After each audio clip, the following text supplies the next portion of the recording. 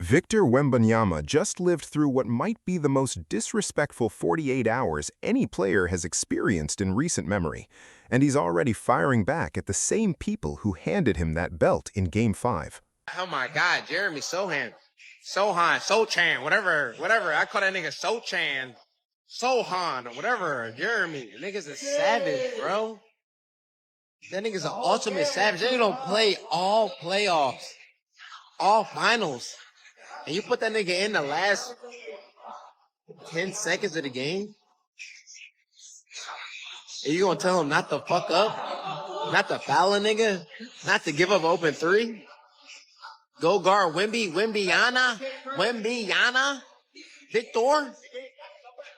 The fucking French prince, nigga? It started with Jalen Brunson, celebrating hard, surrounded by his own teammates inside a private Manhattan club, raising a glass and leading the entire room in a chant directed at Wembanyama. That's not a rumor, that's real footage, filmed less than 24 hours after the Knicks defeated Wembanyama and the Spurs to win their first championship in 53 years. Then it escalated. The very next night, Mikal Bridges jumped on Instagram Live, clearly a few drinks in, and when fans started flooding the comments asking him to break down who actually had to guard Wembanyama when the game was on the line, Bridges didn't hold back. He drew out Wembanyama's full name slowly, first name, last name, nationality, and all, turning a 7'4" generational talent into the punchline of his own celebration stream. 2 separate nights, 2 separate Knicks, same target. And through all of it, Wembanyama stayed completely silent. No clapback, no statement, nothing. But here's what almost nobody is talking about. This didn't start with a toast at a nightclub. It started 5 games earlier with a shove to the back of Brunson's head that should have ended Wembanyama's finals on the spot with a flagrant foul. It built through elbows to the face, taunts that got answered with taunts, and it ended with Wembanyama walking off his own home floor without shaking a single hand. By the end of this video, you'll understand exactly why Jalen Brunson and this entire Knicks locker room felt like they had earned the right to celebrate the way they did, and exactly what it's going to take for Victor Wembanyama to finally respond. Because make no mistake, this story is not over. It's just getting started. Let's break it all down. The internet moves fast, and half the people weighing in on this don't even have the full picture. So let's start with what actually happened. Saturday night, the Knicks closed out the Spurs in 5 games. Final score 94-90 on San Antonio's own floor. Jalen Brunson dropped 45 points on 14 of 27 shooting, including 13 consecutive points in the fourth quarter when the Spurs were threatening to pull it back. That performance earned him Finals MVP and delivered New York its first title since 1973. 53 years, an entire generation of Knicks fans who had never once seen this team reach the mountaintop. Less than a day later, the celebration moved to a private club in Manhattan called Fishbowl. That's where the now viral clip originates. Brunson, surrounded by teammates, friends, and family, leads a toast and the room erupts. The video, posted by an account called SM Highlights, spread almost instantly. Within hours, it had been picked up by TMZ, Yahoo Sports, Bleacher Report, and virtually every major NBA outlet. Now, to be fair, there is some debate about exactly who said it first. Brunson wasn't facing the camera directly in the clip, and a few outlets have noted it's difficult to say with complete certainty whether the words came specifically from him or someone standing right next to him. But here's the thing, he never denied it. He never walked it back. He never released a carefully worded statement about respecting his opponent. He let it ride.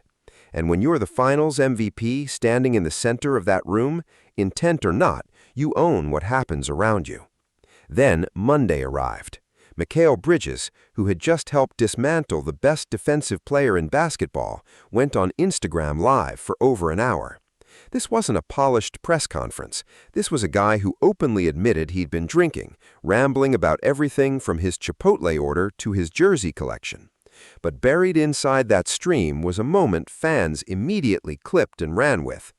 Bridges started talking about the final 10 seconds of Game 5, when his coaching staff threw rookie big man Jeremy Sochan into the game cold. No warm-up, no rhythm. One job: go check Wembanyama. Bridges didn't just praise Sochan for stepping up, he turned it into a full bit, slowly drawing out Wembanyama's complete name, first, last, nationality, and all, turning a 7'4" generational talent into the punchline of his own celebration stream. 2 separate nights, 2 separate Knicks, same target. That's not coincidence. That's a team that spent an entire series building up genuine resentment toward one player, and the second that trophy was in their hands, everything came pouring out at once. And it didn't stop there. Bridges' stream ran over an hour, and somewhere in the middle of it, Brunson himself jumped into the comments and publicly asked someone to take Bridges' phone away. On the surface, that reads like a teammate trying to do a little damage control, but step back and look at the full picture. Brunson wasn't bothered enough to actually shut it down.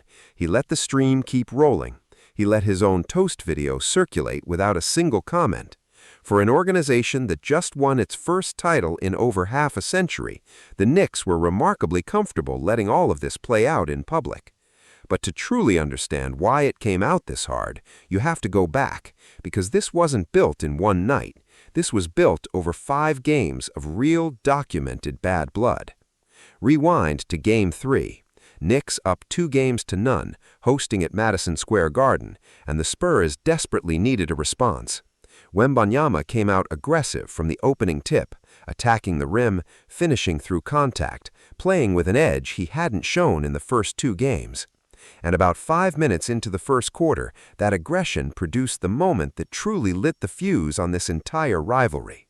Brunson was setting a screen to free up Josh Hart, when Wembanyama, all 7'4" of him, with a wingspan that makes grown men look small standing next to him, put both hands on the back of Brunson's head and neck and shoved him straight to the floor.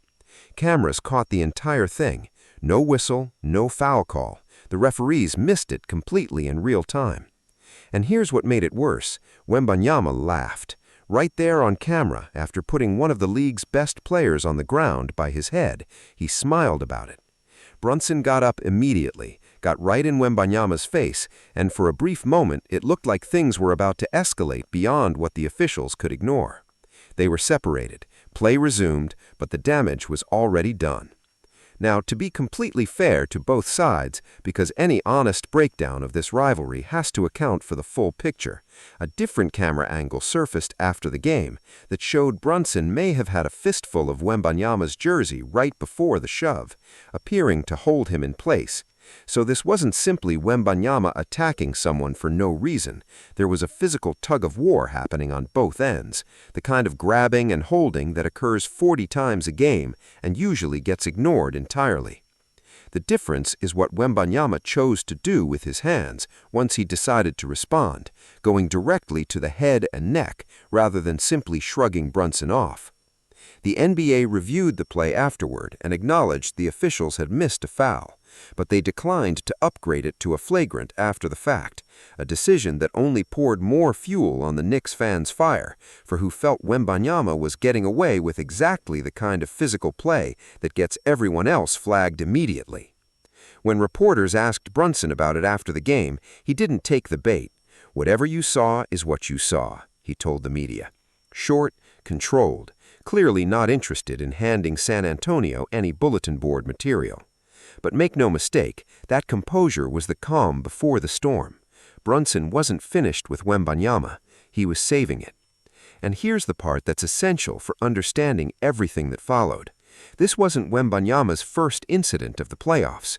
He had already picked up a flagrant foul earlier in the postseason for elbowing Minnesota's Naz Reid in the jaw during the Western Conference semifinals, a play violent enough to Time he shoved Brunson in Game 3, the league was already watching him closely. He was already one dangerous play away from real consequences.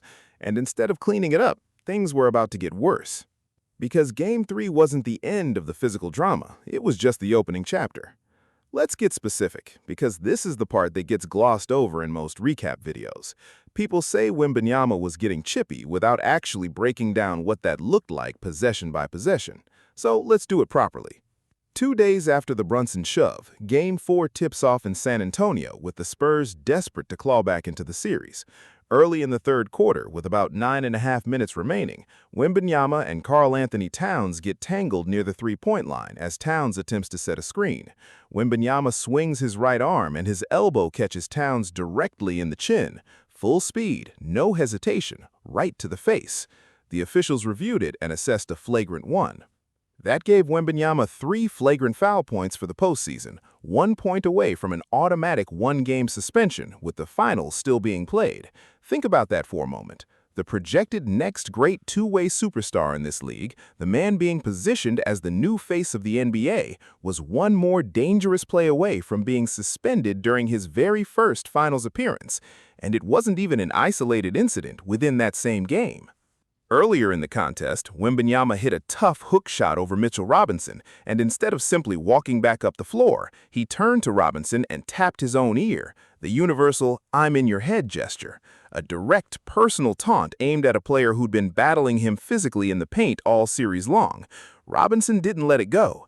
As both players ran back up the floor, Robinson threw an elbow of his own, and he was the one who ended up with a flagrant 1 for it.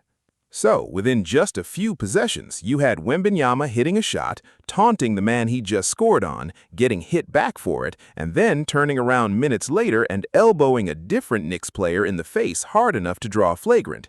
That's not one chippy moment. That's a pattern within a single basketball game. By the time Game 5 arrived, the closeout game, the one with a championship on the line, Wembanyama was still finding ways to benefit from contact that should have been called against him. Midway through the third quarter, Brunson rose up for a three-pointer. As he came down from his shot, Wembanyama's foot was sitting directly in Brunson's landing zone. That's a rule the NBA put in place specifically to protect shooters from this exact kind of injury risk. Landing on a defender's foot can blow out an ankle in an instant. Wembanyama was even caught looking down at the spot, which made the entire thing look far less like an accident and far more like a deliberate decision. No call. Another no call that broke in his favor in the most important game of his career against a player he'd already been tangled up with throughout the entire series. So, let's tally this up properly, because the receipts matter here. Over the course of this final series alone, Wembanyama shoved Brunson down by the head and laughed about it. He picked up a flagrant foul for elbowing Towns in the face. He taunted Mitchell Robinson after a basket and got hit back for it. And he placed his foot in Brunson's landing zone on a critical possession in the closeout game. That's 4 separate physical borderline incidents against 4 different members of the Knicks. Brunson twice, Towns once, Robinson once, all within a single 5-game series. Add in the elbow to Naz Reid from earlier in the playoffs, and you're looking at a player who entered the league with a reputation as a clean, almost gentle giant, and emerged from this postseason as one of the most penalized players of the entire playoff run. This is the part most casual fans completely missed because they were only watching the box scores. They saw Wembanyama's stat line of 26 points and 12 rebounds per game and assumed he was simply playing inspired, aggressive basketball. But if you were actually watching closely, what you saw was a player who kept finding ways to cross the line physically, kept getting away with it more often than not, and kept escalating rather than pulling back. That's exactly the kind of pattern that turns opponents from rivals into something much more personal. And by the time Game 5 ended, that's precisely what had happened. Now, let's look at this from multiple angles, because that's the only fair way to evaluate it. From San Antonio's perspective, their broadcast team made the case all series long that Wembanyama was being held and brabbed on nearly every single possession, and that the officials were allowing Knicks big men, Towns especially, to get away with constant hand-fighting in the post. There's something to that argument. When you play center at 7'4", physicality cuts both ways. You're going to get bodied on entry passes and screens just as much as you dish it out. But from the Knicks side, the counter is straightforward. There's a clear difference between bumping a guy off his spot and putting both hands on the back of someone's head. There's a clear difference between boxing out hard and swinging an elbow directly in someone's jaw. Frustration is understandable. Targeting someone's face twice in the same series is an entirely different category. And that's the distinction Knicks fans kept hammering every time a new angle of one of these plays surfaced online. From a neutral standpoint, looking at it the way a referee or league analyst would, the numbers speak for themselves. 3 flagrant foul points accumulated specifically against Knicks players inside of 2 games, 1 point away from an automatic 1-game suspension in the middle of the NBA Finals. That's not a guy who occasionally got chippy. That's a player the league's own disciplinary system was actively flagging as a repeat offender in real time during the most important series of his career. Now, here's where the story stops being about basketball plays and starts being about something deeper. Because everything up to this point, the shove, the elbows, the taunting, that all falls under the heat of competition. Players cross lines in the moment all the time. What happened the second that final buzzer sounded in Game 5 is a completely different conversation. The Knicks closed it out 94-90. Brunson had hit a go-ahead floater with just over a minute remaining. Stephen Castle had cut into the lead with a put-back dunk to make things tense down the stretch, but New York held on. The final horn sounded. 53 years of waiting. Over. The Knicks bench emptied onto the court. Players were hugging, crying, pulling family members down from the stands, and Victor Wembanyama wasn't there for any of it. He didn't walk down the handshake line. He didn't find Brunson to acknowledge what had just happened between them across 5 grueling games. He turned and walked straight into the tunnel, disappearing into the locker room before most fans had even processed that the game was over. Of the entire Spurs roster, only one player, center Luke Kornet, stuck around long enough to shake hands with the new champions. Wembanyama was not one of them. The backlash was immediate, and it was brutal. Fans flooded social media, calling it classless, calling it the behavior of a sore loser. ESPN analyst Paul Pierce didn't hold back either, saying flat out that walking off the court without acknowledging the man who just took the championship from you, the man who, as he put it, basically showed him what winning at this level requires, was its own kind of soft. He added that one day, when Wembanyama finally wins a title of his own, he should remember exactly what Brunson demonstrated in this series. But the comment that truly stuck, the one still being replayed across every basketball podcast right now, came from Draymond Green on his own show. Draymond went completely off on Wembanyama's exit. He called it disheartening. He blamed it on youth, on a locker room that doesn't have a veteran voice strong enough to pull a 22-year-old aside and tell him that's not how you handle losing. And then he delivered the line that's been quoted everywhere since, that there's a way to win and there's a way to lose, and walking off the court without looking the man who just beat you directly in the eye is not the way to lose. Because if you can't face your opponent after it's over, Green said, that opponent owns you forever. Think about the weight of that moment. This was Wembanyama's stage, San Antonio's floor, his own building, his own fans in those seats. The Knicks had just accomplished something that hadn't happened in over half a century, and they did it on his home court. And instead of standing there and absorbing that, instead of being the bigger man in defeat the way franchise cornerstones are supposed to be, he disappeared. He couldn't face it, and every single person watching noticed. So, how did Jalen Brunson actually handle all of this? Because here's the part that makes this story land differently than your average playoff beef. In the immediate aftermath, Brunson conducted himself exactly the way you'd want your franchise leader to do. His first move after the final buzzer wasn't to chase Wembanyama down or rub anything in anyone's face. It was to find Spurs head coach Mitch Johnson and embrace him, showing the kind of respect for the opposing organization that Wembanyama never gave him the opportunity to show on the floor. By every account from those moments on the court, Brunson was the picture of class. But class on the court doesn't mean the memory gets erased, and that's exactly why less than a day later you have him in a private room surrounded by his closest teammates, completely unguarded, completely off the record, letting 4 words fly that summarized everything he'd been holding in since that shove in Game 3. The shove, the laugh that followed, the flagrant fouls that kept piling up against his teammates, the landing zone moment that could have ended his championship run with a blown ankle instead of a trophy, and then to top it all off, a guy who couldn't even shake his hand when it was finished. That's not random aggression at a celebration. That's a man who absorbed 5 games of physical and personal disrespect, won in spite of every bit of it, and let it out the second the press conference cameras were gone, replaced by the only cameras in the room that mattered, the ones belonging to the people who had actually lived through that series right alongside him. And that's exactly why Mikal Bridges' live stream the following night matters so much in this story. It wasn't a random drunk rant from an entertained teammate. It was the same frustration, the same energy, the same "we went through hell to beat this guy" emotion, just expressed through comedy instead of a toast.